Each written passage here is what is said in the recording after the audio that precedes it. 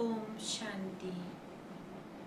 आज 20 जुलाई 2020 के बाबा के माँ वाक्य हैं। बाबा समझा रहे हैं, मीठे बच्चे बंधन मुक्त बन सर्विस में तत्पर रहो। बंधन मुक्त बनकर सर्विस में तत्पर रहो, क्योंकि इस सर्विस में बहुत ऊंच कमाई है। 21 जन्मों के लिए तुम वैकुंठ का मालिक बनते हो। इस सेवा में बहुत ऊंची कमाई है, बाबा समझा रहे हैं। और 21 जन्म के लिए तुम वैकुंठ के मालिक बन जाते हो। आज का प्रश्न है, हर एक बच्चे को कौन सी आदत डालनी चाहिए? हर एक बच्चे को कौन सी आदत डालनी चाहिए? उत्तर है मुरली की पॉइंट्स पर समझाने की। टीचर अगर कहीं चली जाती है तो आपस में मिलकर क्लास चलानी चाहिए। अगर मुरली चलाना नहीं सीखेंगे तो आप सामान कैसे बनाएंगे? टीचर के बगैर मूंझना नहीं चाहिए। अगर टीचर कहीं चली जाए तो बाबा ने कहा इतना हमें एक्सपर्ट होना चाहिए कि हम खुद क्लास करा सकें। पढ़ाई तो बहुत सिंपल है, क्लास चलाते रहो, ये भी प्रैक्टिस करनी है। गीत है, मुखड़ा देख ले प्राणी जरा दर्पण में। ओम शांति। बच्चे जब सुनते हैं तो अपने को आत्मा निश्चय कर बैठें और ये भी निश्चय करें कि बाबा परमात्मा हमको सुना रहे हैं। ये डायरेक्शन अथवा मत एक ही बाबा हम बच्चों को दे रहे हैं। उनको ही श्रीमत कहा जाता है। श्री अर्थात श्रेष्ठ से श्रेष्ठ मत। वह है बेहद का बाबा, जिसको ऊंच से ऊंच भगवान कहा जाता है। बहुत मनुष्य हैं जो उस लव से परमात्मा बाप को समझते भी नहीं हैं। भले शिव की भक्ति करते हैं, बहुत प्यार से याद करते हैं, परंतु मनुष्यों ने कह दिया कि सभी में परमात्मा है, तो वह लव किसके साथ रखेंगे? इसलिए बाप से विपरीत बुद्धि हो गए हैं। भक्ति में भी जब कोई दुख होता है, रोग आदि होता है, तो प्रीत दिखाते हैं, कहते हैं भगवान हमारी रक्षा करो। बच्चे जानते हैं गीता श्रीमद् भगवान के मुख की गाई हुई है और कोई ऐसा शास्त्र नहीं है जिसमें भगवान ने हम बच्चों को राजयोग सिखाया हो या श्रीमद् दी हो। एक ही भारत की ये गीता है जिसका प्रभाव भी बहुत है। एक गीता भगवान की गाई हुई है, भगवान कहने से फिर निराकार की तरफ अंगुली जाती है। अंगुली से इशारा ऊपर की ओर किया जाता है। कृष्ण के लिए ऐसे कभी नहीं कहेंगे, क्योंकि वे तो देहधारी है। तुमको अब उनके साथ अपने संबंध का पता पड़ा है, इसलिए बाबा कहते हैं बाबा को याद करो, उनसे प्रीत रखो। आत्मा अपने बाप को याद करती है। अभी वे भगवान बच्चों को पढ़ा रहे हैं, तो ये नशा भी बहुत ऊंच चढ़ना चाहिए। और नशा भी कैसा होना चाहिए? बाबा ने कहा टेम्परेरी नहीं, परमानेंट होना चाहिए। ऐसे नहीं टीचर सामने है तो नशा चढ़ जाए और अगर टीचर सामने ना हो तो नशा रहे ही ना। बस कई तो ये कहते हैं टीचर के बिना हम क्लास नहीं कर सकते। कोई कोई सेंटर के लिए बाबा समझाते हैं कहाँ से यदि 5-6 मास के लिए टीचर कहीं चली जाती है तो आपस में सेंटर संभालते हैं, क्योंकि पढ़ाई तो बिल्कुल सिंपल है। कई तो टीचर के बिना जैसे कि अंधे लंगड़े हो जाते हैं। अगर टीचर निकल जाती है तो सेंटर में जाना भी छोड़ देते हैं कि टीचर तो है नहीं, तो सेंटर में भी नहीं आएंगे। अरे बहुत बैठे हैं तो क्या क्लास नहीं चलाएंगे? गुरु बाहर जाता है तो पीछे से चेले ही संभालते हैं ना। बच्चों को सर्विस करनी है स्टूडेंट में भी नंबरवार तो होते हैं, बाबा ने कहा। हाँ, एक दूसरे से बढ़कर होते हैं। कोई बहुत अच्छे पुरुषार्थी होते हैं तो वो क्लास चला सकते हैं। बाबा जानते हैं कहाँ फर्स्ट क्लास को भेजना है। बच्चे इतने वर्ष सीखे हैं, कुछ तो धारणा की होगी ना, जो फिर सेंटर को आपस में मिलकर चला सके। इतने साल हो जाते हैं तो बाबा ने कहा कुछ तो सीखा है ना, तो जो सीखा है वो फिर औरों को सिखाना चाहिए।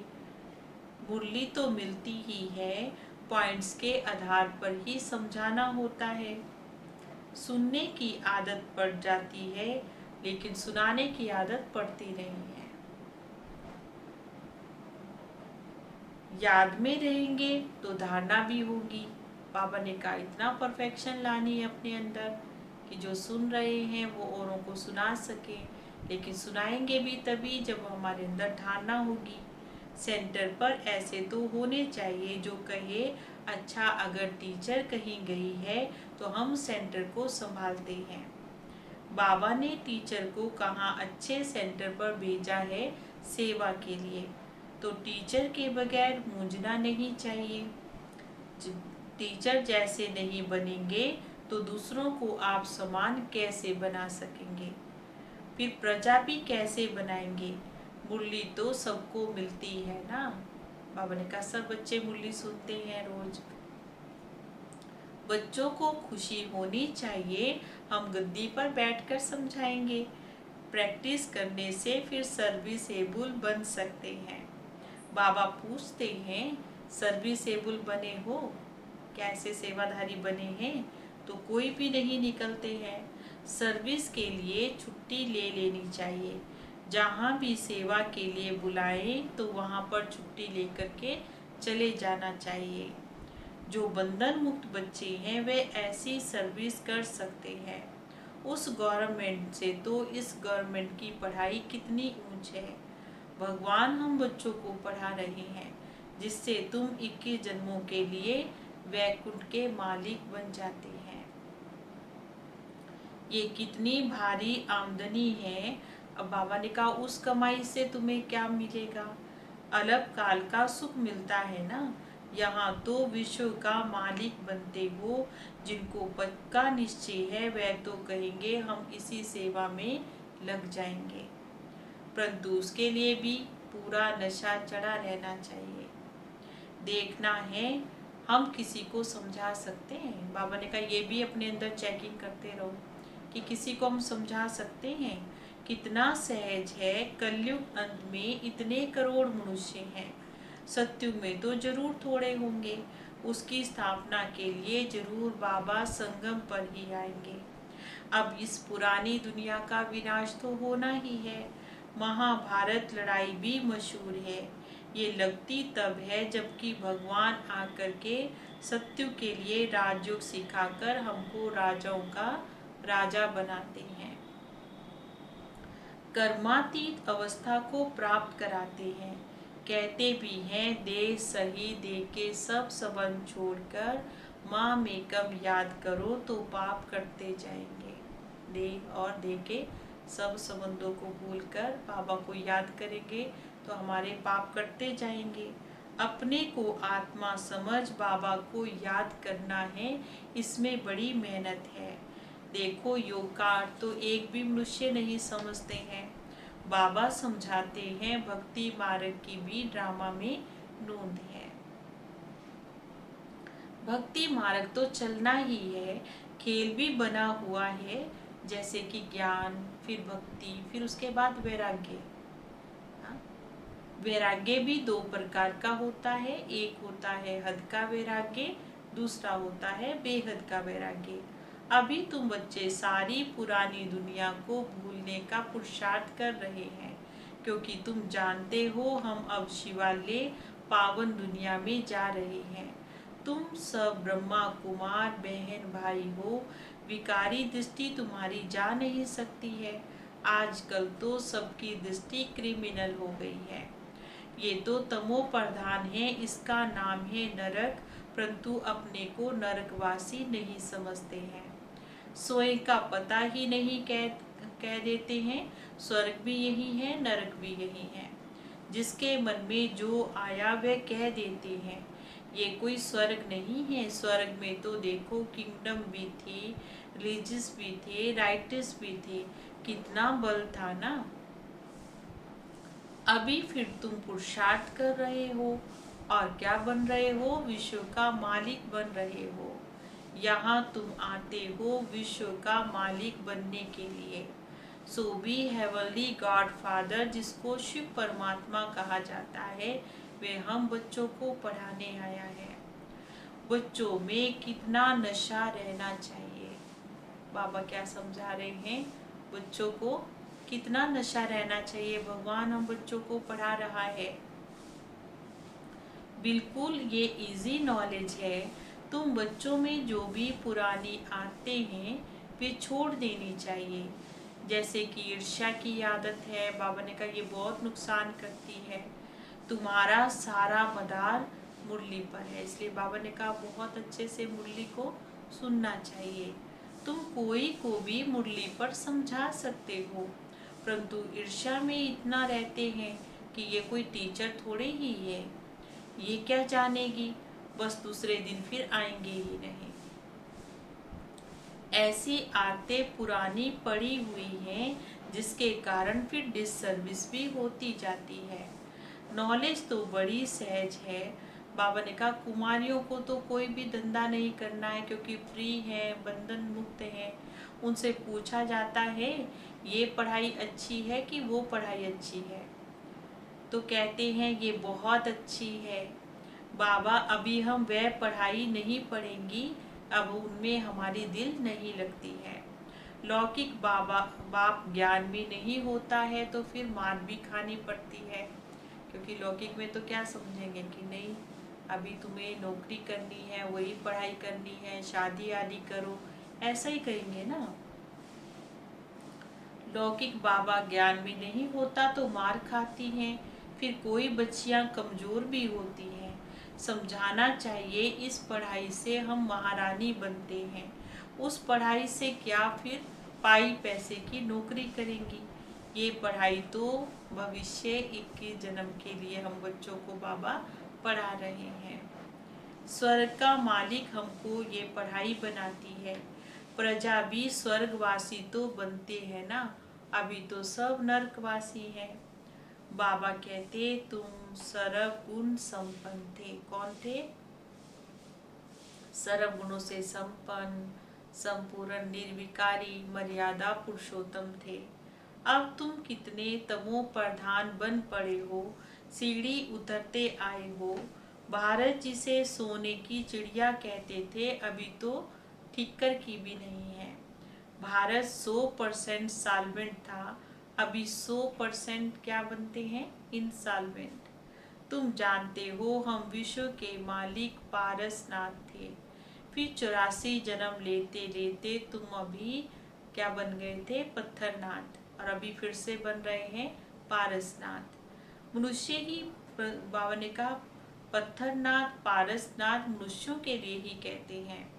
गीत भी सुना, अपने अंदर को देखो हम कहाँ तक लायक है। नारद का मिसाल है, दिन प्रतिदिन गिरते ही जाते हैं, गिरते गिरते एकदम कैसे बन गए? दूबन में गले तक फंस पड़े हैं। अब तुम ब्राह्मण सभी को चोटी से पकड़कर दूबन से निकालते हो बाहर। दलदल में फंस जाते हैं ना, तो बाबा ने कहा अब तुम बच्चों को बाबा बाहर निकाल रहे हैं। दूबन में ऐसे फंस गए हैं जो बात मत पूछो। ये भक्ति का राज्य है। अभी तुम कहते हो बाबा हम कलप पहले भी आपके पास आए थे राज्य भाग्य पाने के लिए। लक्ष्मी नारायण के मंदिर भले बनाते रहते हैं, परंतु उनको ये नहीं पता कि हम विश्व के मालिक कैसे बने। अभी तुम कितने समझदार बने हो, तुम जानते हो इन्होंने राज्य भाग्य कैसे पाया है, फिर 84 जन्म कैसे लेते हैं। अभी तुम कितने समझदार बने हो, तुम जानते हो इन्होंने राज्य कैसे लिया, कैसे 84 जन्म लिए। बिरला देखो कितने मंदिर आदि बनाते हैं। जैसे गुड़िया बना लेते हैं, वे छोटी छोटी गुड़िया व फिर बड़ी गुड़िया बनाते हैं। चित्र बनाकर कितनी पूजा आदि करते हैं। उनका ऑक्यूपेशन ना जानना तो समझो गुड़ियों की पूजा हुई। अभी तुम जानते हो बाबा ने हमको कितना साहूकार बनाया है। अब तो कितने कंगाल बन पड़े हैं। जो पूज्य थे सो अभी क्या बन गए, पुजारी बन गए। भक्त लोग भगवान के लिए कहते हैं आपे ही पूज्य और आपे ही पुजारी। फिर कहेंगे आप ही सुख देते हो और फिर कहेंगे आप ही दुख देते हो। दोनों चीजें इकट्ठी कर देते हैं। सब कुछ आपे ही करते हो। बस इसमें इतना मस्त हो जाते हैं। कहते हैं आत्मा तो निर्लेप है, कुछ भी खाओ पियो मौज करो, कुछ फर्क नहीं पड़ेगा। हाँ, शरीर को लेप छेप तो लगता है, वह गंगा स्नान से शुद्ध हो जाएगा। इसलिए कहते जो चाहिए जो चाहो वो खाते रहो। लेकिन बाबा ने कहा ऐसे तो नहीं होता है। क्या क्या फैशन है, बस जिसने जो रिवाज डाला फिर वह चल पड़ता है।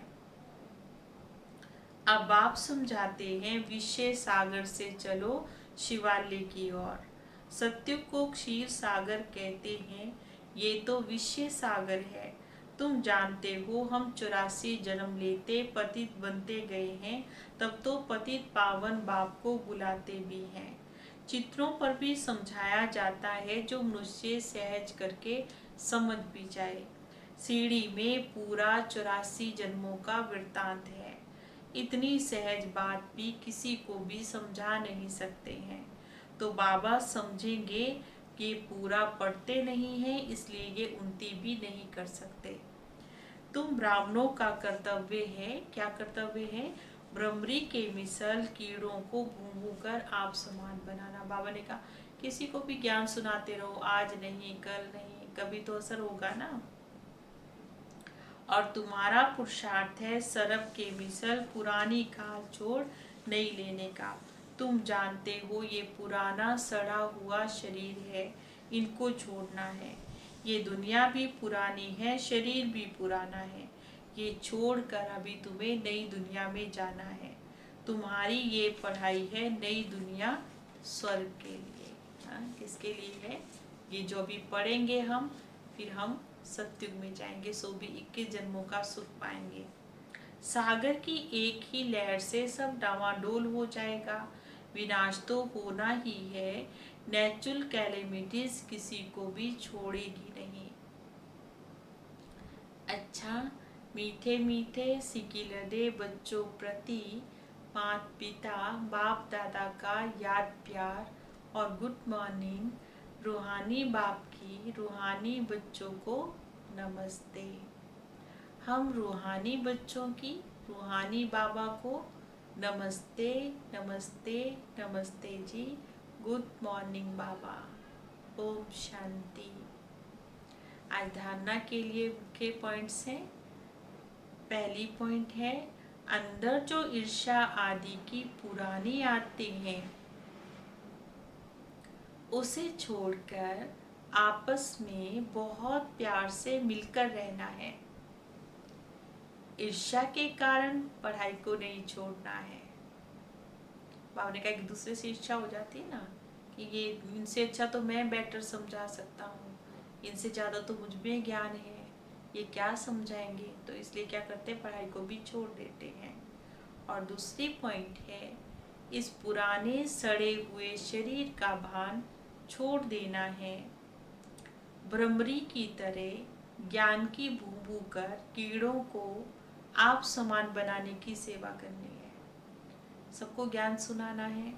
धीरे धीरे बाबा ने कहा आज नहीं कल, कल नहीं परसों, कभी तो असर होगा ना, इसलिए सुनाते रहो। इस रूहानी धंधे में लग जाना है।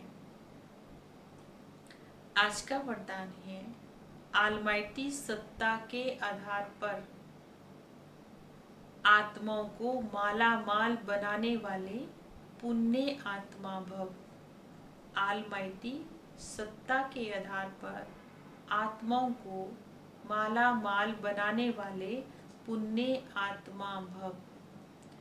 जैसे दान पुण्य की सत्ता वाले सकामी राजाओं में सत्ता की फुल पावर थी, जिस पावर के आधार पर चाहे किसी को भी कुछ भी बना दे। ऐसे आप महादानी पुण्य आत्माओं को डायरेक्ट बाप के द्वारा प्रकृति जीत माया जीत की विशेष सत्ता मिली है। बाप ने कहा महात्मा माया जीत भी है और प्रकृति जीत भी, प्रकृति को हमने जीता है। तो इसलिए बाबा ने कहा आप अपने शुद्ध संकल्पों के आधार से किसी भी आत्मा का बाबा से संबंध जोड़कर माला माल बना सकते हो।